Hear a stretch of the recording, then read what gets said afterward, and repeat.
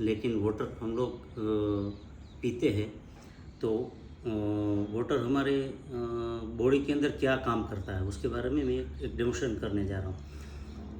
तो पानी हमारे लिए बहुत इम्पोर्टेंट है, क्योंकि धरती में पूरे ब्रह्मांड में 70% वाटर है, हमारे बॉडी में भी उतना ही होना ज़रूरी है। लेकिन सिर्फ पानी हमारे बॉडी के लिए काम का नहीं है। एंशिएंट पुराने ज़माने के अंदर जो भी हम लोग ग्राउंड वाटर पीते थे, आज भी कई लोग आदिवासी लोग ग्राउंड वाटर पीते हैं, लेकिन उसको कोई कॉम्प्लिकेशन नहीं होता। लेकिन हम जैसे सोफिस्टिकेटेड लोगों को ये सब कॉम्प्लिकेशन होने लगे, डिजीज़ होने लगे, क्योंकि अभी ग्राउंड वाटर के अंदर excess fluoride, chloride, bacteria, virus, fungus, dust, dirt, mud, उनकी वजह से हम लोग उसको छानते हैं, यानी आरओ में से पास करते हैं। तो उस पानी के अंदर एग्जैक्ट क्या है, पानी हमारे लिए इम्पोर्टेंट तो है। वाटर हमारे बॉडी के अंदर एक एज अ कैरियर काम करता है। वो कोई प्रोसेस में पार्ट नहीं लेता है, H2O में से और कुछ नहीं बनता। वो हमारे बॉडी के अंदर जब घूमता है ब्लड के साथ, तो उसमें विटामिन्स और मिनरल्स और पोषक तत्व हमारे सेल लेवल पर पहुंचाता है। और डिटॉक्सिफिकेशन के लिए वाटर ज़रूरी है, आँख के आंसू के द्वारा और हमारे बॉडी के अंदर से पसीना के उन सभी के द्वारा फ्लशिंग में वो सब पानी निकलता है। उसके साथ साथ डेड सेल और टॉक्सिन सब निकलते हैं। तो हम देखते हैं कि हमारे पास दो टाइप का वाटर है, एक ग्राउंड वाटर है, एक आरओ वाला वाटर है। उस वाटर में इलेक्ट्रोलाइट पास होना ज़रूरी है, क्योंकि अगर मिनरल्स है तो इलेक्ट्रोलाइट पास होगा। पानी के अंदर अगर मिनरल्स है तो उनका वैल्यू है। मैंने नर्मदा, गंगा नदी, हरिद्वार, ऋषिकेश और ऊपर देवप्रयाग का भी पानी का टेस्ट किया, उसमें लिटर थोड़ा थोड़ा मिनरल्स है। हमारी बॉडी के अंदर 30+ मिनरल्स इज रिक्वायर्ड। इतना बड़ा जो हाथी है वो स्पेशल जंगलों में घूम के मिट्टी में से मिनरल्स ढूंढ के खाता है।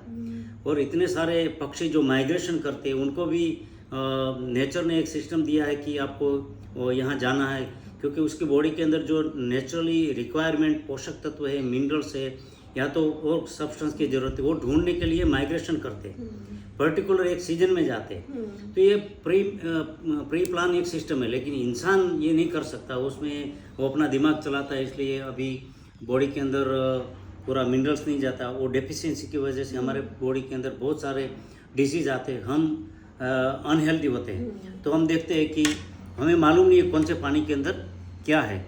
ये इलेक्ट्रिक करंट हम पास करते हैं तो देखते हैं, ये पानी ग्राउंड वाटर है, इसमें ये मिनरल्स है। तो ये इलेक्ट्रोलाइट पास हुआ और ये बल्ब जला। ये बल्ब को हम लोग हमारा बॉडी समझ लेते हैं लेकिन ये पानी पीने जैसा नहीं, क्योंकि इसके अंदर बहुत सारा bacteria, virus, fungus, mud, dust हो सकता है। अब हम ये आरओ वाला पानी को देखते हैं कि उसमें क्या है। ये 100 से 150 TDS का पानी है, तो इसके अंदर 0 मिनरल्स है, कोई काम का नहीं है। हम जो कोकोनट वाटर इसलिए पीते हैं, उसमें 4-5 मिनरल्स है, 1-2 विटामिन्स है, इसलिए उसमें हमें तुरंत शक्ति मिलती है। हम जो रॉक वाटर यानी अपना ये सिंधु सॉल्ट, हिमालयन सॉल्ट इसलिए खाते हैं क्योंकि उसके अंदर मिनरल्स, रिच मिनरल्स है। तो समझो समर के अंदर इलेक्ट्रोलाइट का पाउच मिलता है, वो भी हम पीते हैं तो हमारे बॉडी के अंदर तुरंत शक्ति आती है। तो ये हमने समंदर के डेप्थ में से 30 मिनरल्स डिराइव किए, उसमें एक्सेस क्लोराइड, फ्लोराइड और एक्सेस सोडियम रिमूव किया है, और उसको हम लोग 1 ड्रॉप डालते हैं। इतने सारे पानी के अंदर 1 ही ड्रॉप हम डालते हैं।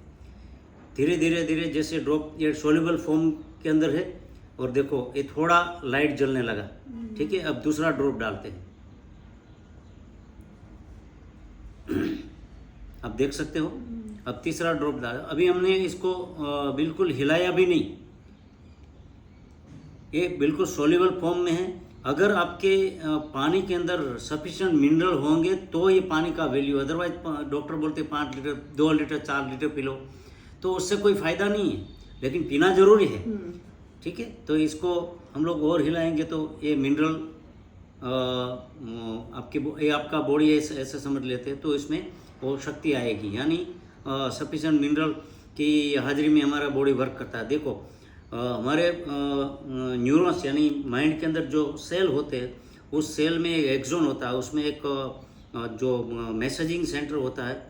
तो वो दोनों सेल के बीच में कोई कनेक्शन नहीं होता, जब तक उसको कोई मैसेज ना मिले तब तक वो इनएक्टिव रहते हैं। लेकिन जैसा मैसेज मिला तो एक सेल दूसरे सेल को जो कम्युनिकेशन करेगा, तब इलेक्ट्रोफोरेसिस प्रोसेस होता है, इलेक्ट्रोमैग्नेटिक प्रोसेस होता है। या तो आयन एक्सचेंज होता है। वो आयन एक्सचेंज में कैल्शियम और पोटेशियम की रिक्वायरमेंट है। तो हमारे बॉडी के अंदर कैल्शियम और पोटेशियम प्रॉपर मात्रा में नहीं है, फूड में नहीं मिलता, तो कम्युनिकेशन प्रॉपर नहीं होगा, मिस कम्युनिकेशन होगा, या तो फॉगिंग होगा, या तो पूरा मैसेजेस जाएगा नहीं ऑर्गन को। इतनी इम्पोर्टेंट सी है, तो मिनरल्स तो हमारे बॉडी में चाहिए। तो मैं ये दिखाना चाहता हूँ कि हमारा पानी के अंदर मिनरल्स होना चाहिए। तो ये मिनरल्स इसके लिए इम्पोर्टेंट है। ठीक है, थैंक यू वेरी मच।